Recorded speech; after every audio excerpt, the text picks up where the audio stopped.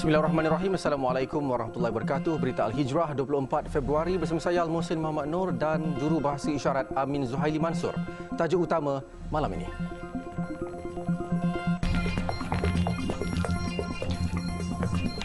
Ahli Parlimen Malaysia kongsi pengalaman berada 2 jam di Rafah.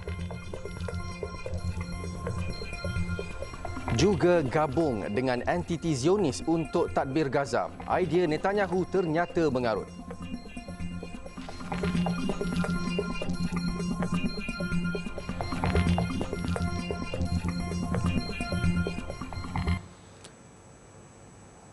Terpaksa melalui 13 checkpoint untuk perjalanan lebih 13 jam dari Kahirah, Mesir ke sempadan Rafah, malah beberapa kali diminta untuk tidak meneruskan perjalanan untuk ke sempadan Mesir Gaza itu. Demikian perkongsian Ahli Parlimen Kalabakan Datuk Andi Muhammad Suryadi Bandi kepada Berita Al-Hijrah selepas beliau dan beberapa wakil rakyat lain mengunjungi sempadan Rafah untuk meninjau dan menilai situasi sebenar bantuan kemanusiaan di sana. Selain cabaran melalui pos-pos kawalan untuk menuju Rafah, Datuk Andi berkata beliau dan delegasi Malaysia yang diketuai Timbalan Menteri Luar Datuk Muhammad Al-Amin beserta Ahli Parlimen Ledang Said Ibrahim Said Noh, Ahli Parlimen Sikh Ahmad Tarmizi Sulaiman dan Senator Datuk Dr. Hatta Ramli melihat sendiri kira-kira 2,000 trak bantuan kemanusiaan tersadai kerana tidak dapat memasuki Gaza selain situasi-situasi yang mencemaskan.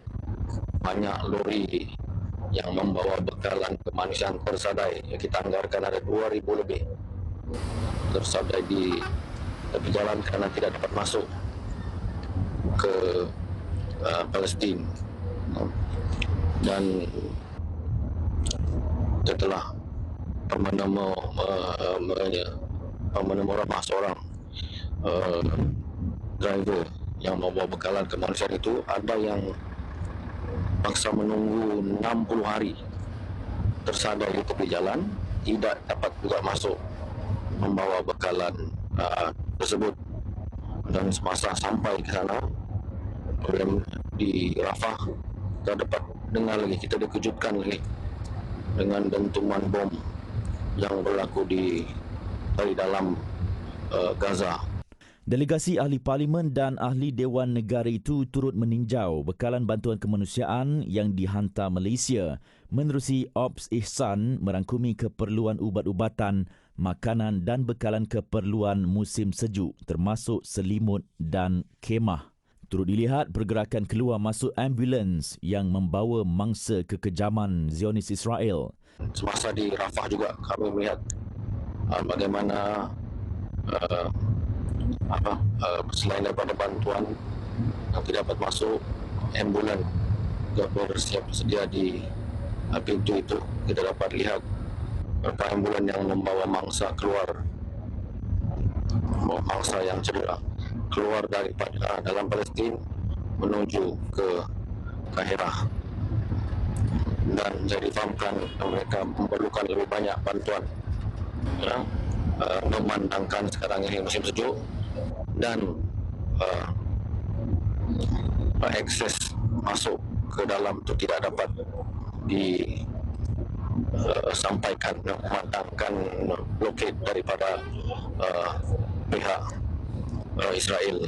Jelas Datuk Andi lagi, misi Wakil Rakyat Malaysia kali ini melangkaui sempadan politik yang memperlihat pemimpin dan rakyat senada dalam isu kemanusiaan yang melanda Palestin, khususnya di Gaza. Kerajaan pimpinan Datuk Seri Anwar Ibrahim juga katanya komited untuk terus memberi tekanan dalam membawa Zionis Israel ke muka pengadilan. Datuk Andi dan delegasi dijadual tiba di tanah air esok dari Kahirah.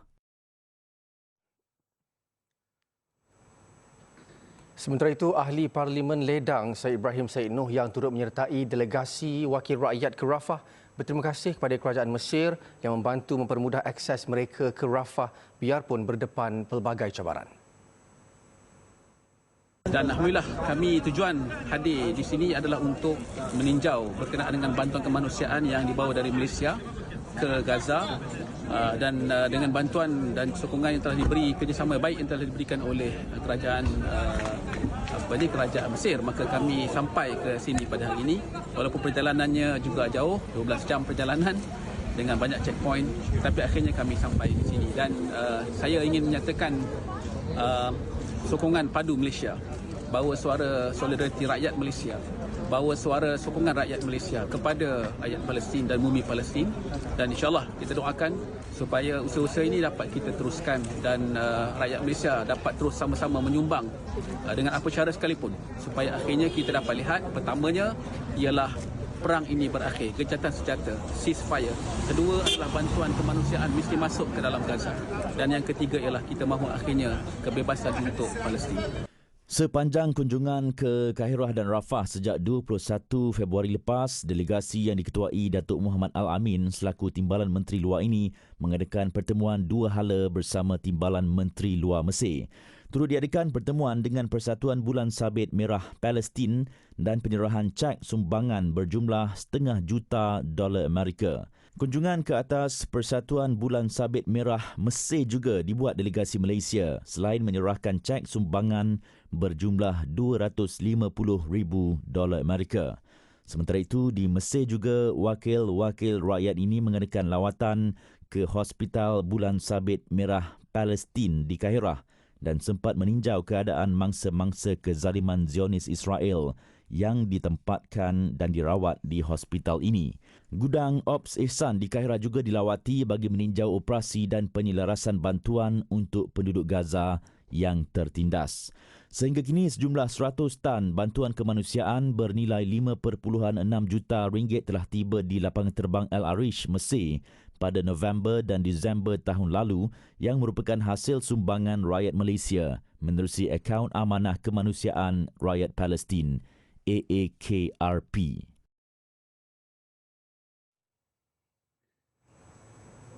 Hamas membidas rancangan pasca perang Israel ke atas Gaza. Pegawai kanan parti itu, Osama Hamdan, menyelar idea Perdana Menteri Israel Benjamin Netanyahu yang berangan-angan kononnya mahu membentuk pentadbiran awam yang bergabung dengan entiti Zionis di semenanjung Gaza. Katanya idea itu tidak akan berjaya. اليوم التالي في قطاع غزة نتنياهو يقدم أفكارا يدرك تماما أنها لن تنجح. هو أعلن من اليوم الأول أنه يريد تشكيل إدارة في قطاع غزة مدنية تتبع للكيان الصهيوني. لم ينجح في ذلك. حاول أن يتصل ببعض العائلات والعشائر لتشكيل إدارات جزئية. لم ينجح في ذلك. رفض الجميع التجاوب معه. Katanya pelan yang cuba dibawa Netanyahu merupakan idea lapuk. Oleh itu, perancangannya tidak akan menjadi realiti. Jelasnya Netanyahu berdegil untuk memisahkan tebing barat dan Gaza serta Baitul Maqdis dan tebing barat. Osama berkata ia jelas menunjukkan niat jahat penjenayah perang itu untuk merampas dan memisahkan tanah Palestin. Netanyahu sebelum ini dengan jelas mengatakan akan meneruskan perang ke atas Gaza sehingga Hamas lumpuh. Sementara itu, sayap ketenteraan Hamas mengeluarkan video memaparkan kejayaan Brigade Izzuddin Al-Qassam menyerang tentera Israel. Video itu menunjukkan pejuang Al-Qassam menembak aset ketenteraan IDF di Kejuruanan Az-Zaitun, timur Gaza City. Visual menunjukkan pejuang Hamas menyerang kereta kebal Israel menggunakan RPG Al-Yassin, senjata pemusnah kereta kebal buatan sendiri. Seterusnya, kelihatan pejuang Al-Qassam menyuruk di antara pohon zaitun dan melepaskan tembakan jarak dekat untuk memusnahkan kereta kebal Merkava Israel. Selain itu, video turut memaparkan serangan roket ke arah musuh sehingga Israel terpaksa menghantar bantuan helikopter untuk membawa keluar tenteranya. Di Rio de Janeiro, Presiden Brazil Luiz Inácio Lula da Silva mengulangi pendiriannya bahawa apa yang dilakukan kerajaan negara haram Israel ketika ini adalah genosid. O que o governo de Israel está fazendo contra o povo palestino não é guerra, é genocídio, porque está matando mulheres e crianças. Lula, antara pemimpin yang lantang mengutuk kezaliman Zionis, turut pernah mendakwa Perdana Menteri Negara Haram Benjamin Netanyahu mempunyai niat untuk memusnahkan Gaza.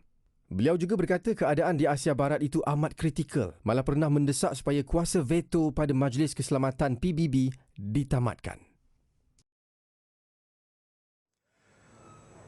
Sementara itu, di tanah air, bagi meneruskan usaha memohon dan mendoakan kesejahteraan buat rakyat Palestin, masjid-masjid di bawah seliaan Jabatan Kemajuan Islam Malaysia JAKIM iaitu Masjid Negara di Kuala Lumpur serta Masjid Putra dan Masjid Tuanku Mizan Zainal Abidin masing-masing di Putrajaya akan mengadakan solat sunat hajat.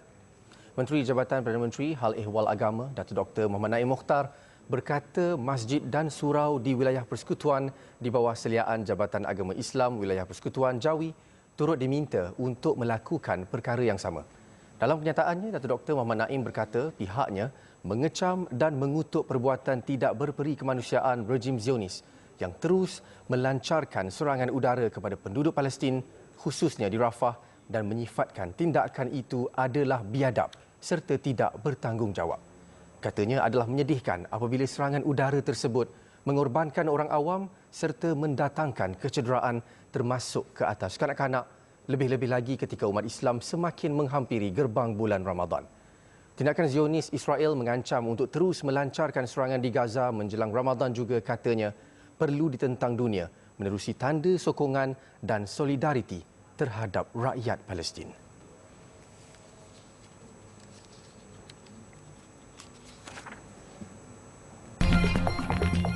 Seketika nanti, awas tawaran umrah oleh individu meragukan.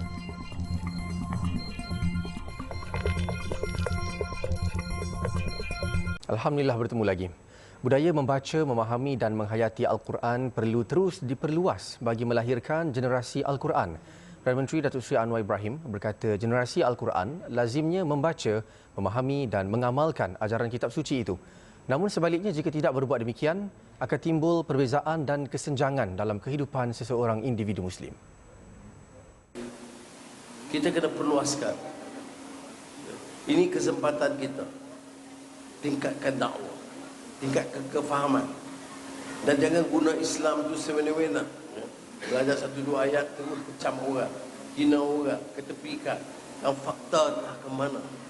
Sebab itu, dalam kerajaan hari ini, di antara kitab awal yang saya minta JAKIM terbitkan ialah Adabul Ikhtilafil Islam, Ethics of Disagreement in Islam.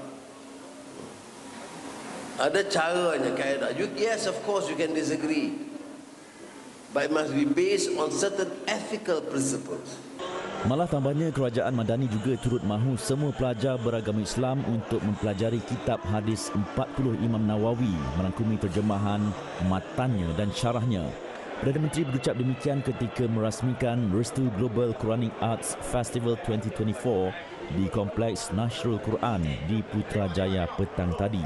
Bertemakan Gaya Hidup Islami, festival yang berlangsung semalam hingga 3 Mac ini bertujuan mempromosi Islam sebagai sebahagian gaya hidup selain menggalakkan pemahaman dan penghayatan yang lebih mendalam terhadap Al-Quran melalui medium seni. Perdana Menteri turut melancarkan Mushaf Al-Ummah yang bertujuan mengembalikan tradisi penyalinan Al-Quran seperti yang dilakukan sepanjang sejarah Islam bermula sejak zaman Rasulullah SAW dan para sahabat.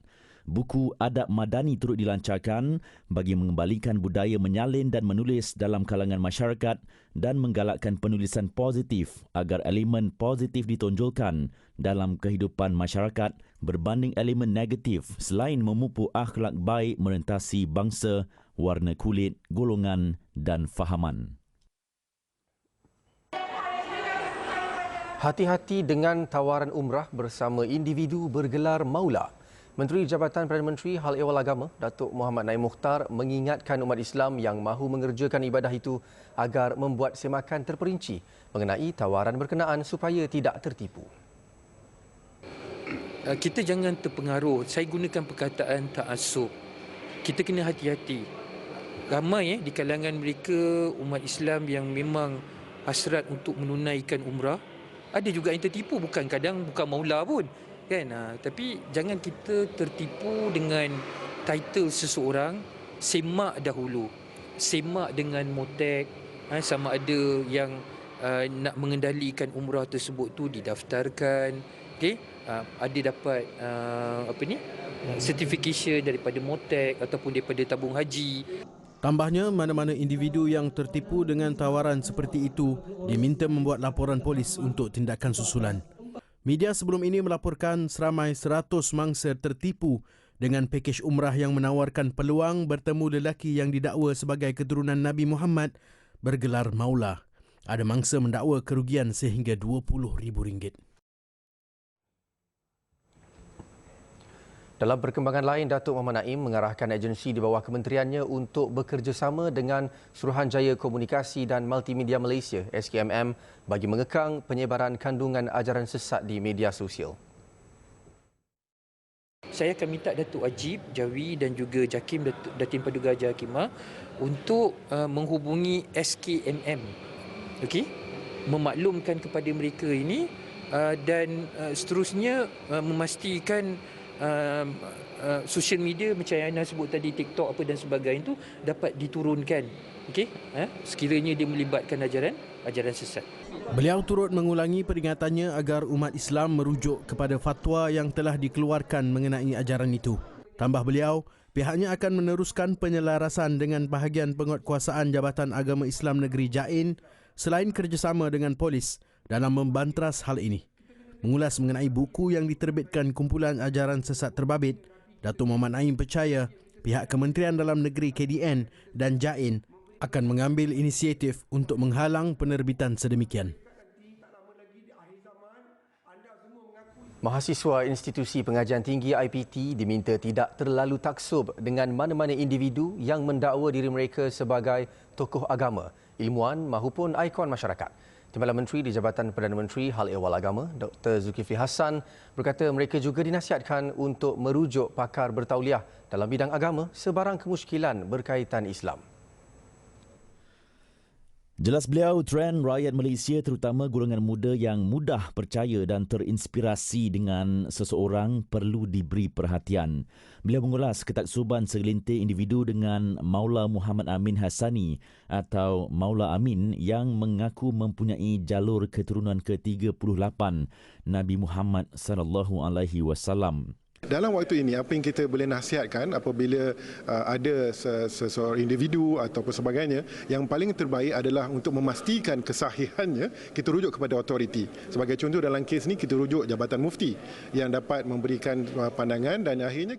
Menurut Dr. Zulkifli, trend segelintir masyarakat yang taksub dengan ikon luar seolah-olah negara ketandusan tokoh atau ikon yang sesuai dijadikan idola. Justru katanya bagi mengisi kelompongan itu, tokoh-tokoh agama negara yang berkelayakan perlu kerap diketengahkan. Katanya Malaysia sendiri mempunyai tokoh-tokoh agama yang boleh memberi inspirasi ke arah kebenaran serta kebaikan.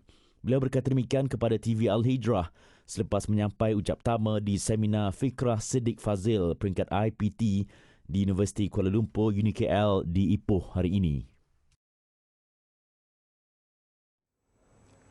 Kerajaan merancang untuk menganjurkan persidangan utama ekonomi Islam yang menjangkaui amalan tradisional dalam tempoh beberapa bulan akan datang.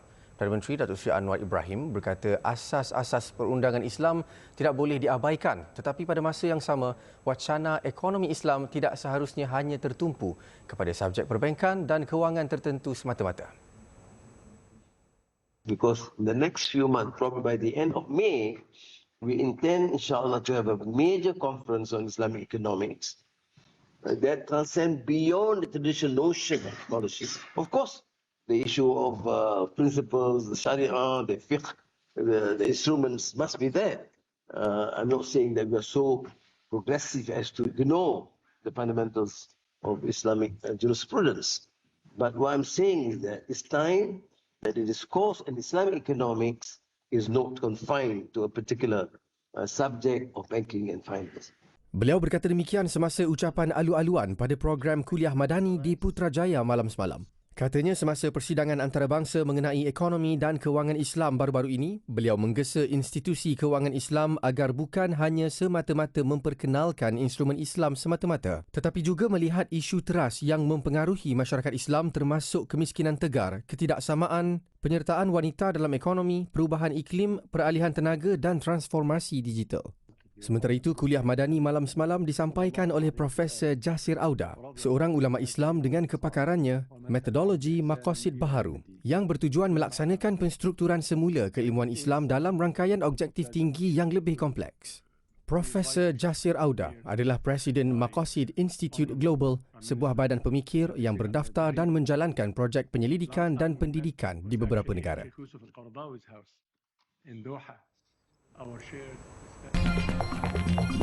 Selepas ini dirikan rumah tangga, insentif hingga RM10,000 menanti. Alhamdulillah bertemu lagi. Asnaf di wilayah persekutuan yang mahu mendirikan rumah tangga kini boleh tersenyum lebar apabila Majlis Agama Islam Wilayah Persekutuan MAWIP mengumumkan insentif buat golongan berkenaan.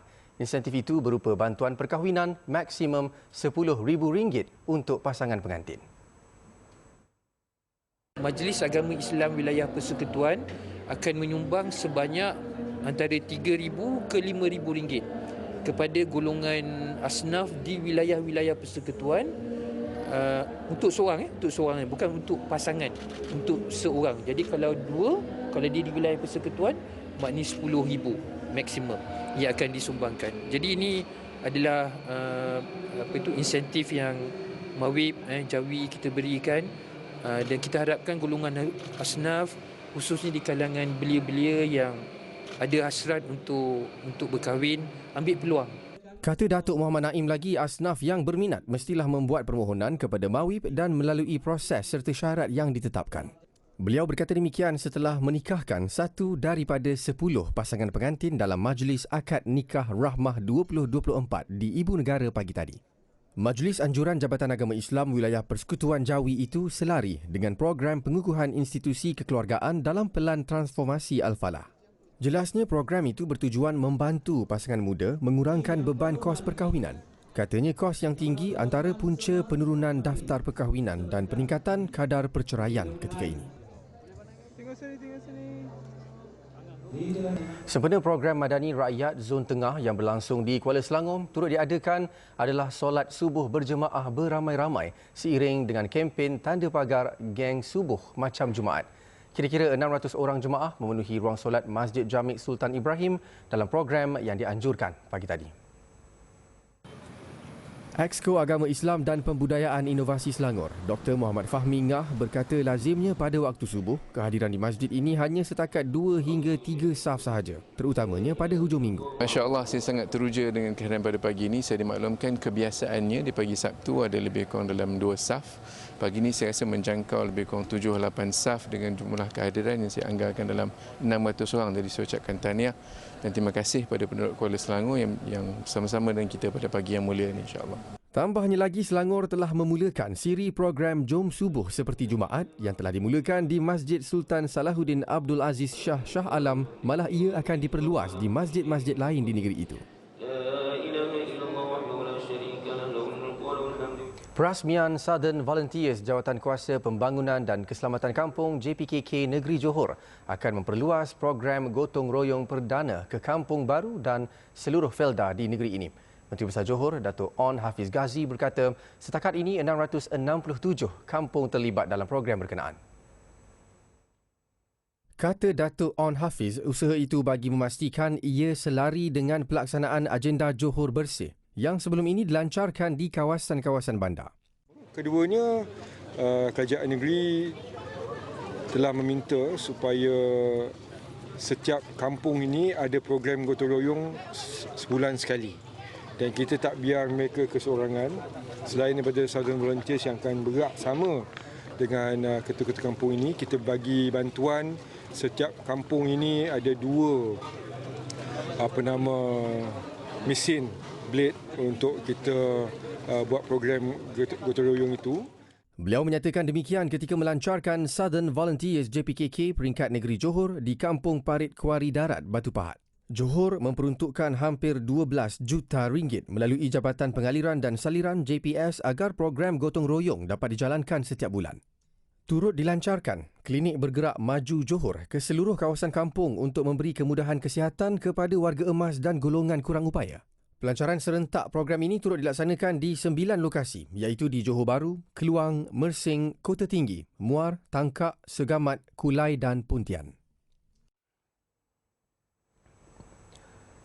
RM599 ditetapkan kerajaan sebagai harga maksimum tiket penerbangan kelas ekonomi sehala dari Semenanjung ke Sabah, Sarawak dan Labuan untuk tempoh perjalanan 3 hari menjelang sambutan Aidilfitri tahun ini. Menteri Pengangkutan Anthony Loke berkata antara lain ia bertujuan membantu melancarkan percutian orang ramai pulang berhari raya pada April nanti. Bagaimanapun jelas Anthony Loke, jika ada yang membeli tiket penerbangan ke destinasi berkenaan lebih awal, pasti pengguna akan dapat harga yang lebih murah. Pun begitu jika tiket terhad, maka harga akan melambung dan sebarang kenaikan daripada RM599 akan ditampung menerusi subsidi kerajaan dalam tempoh 3 hari tersebut. Anthony Loke bagaimanapun berkata, kementeriannya akan meminta pandangan daripada semua pihak, termasuk Menteri di Jabatan Perdana Menteri Hal Ehwal Agama untuk mengetahui tarikh sambutan sebenar Aidilfitri sebelum penetapan harga tiket itu dilaksanakan. Dalam pada itu, beliau berkata syarikat penerbangan turut menyediakan penerbangan tambahan selain ada yang menawarkan harga tetap untuk penerbangan tertentu pada waktu malam.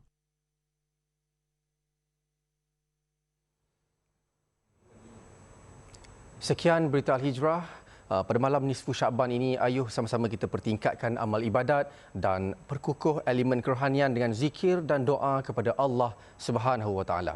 Saya Al-Muslim Makno dan jurubahasa isyarat Amin Zuhaili Mansur. Satukan ummah dengan ilmu bagi memperkasa Malaysia Madani. Assalamualaikum warahmatullahi wabarakatuh dan selamat malam.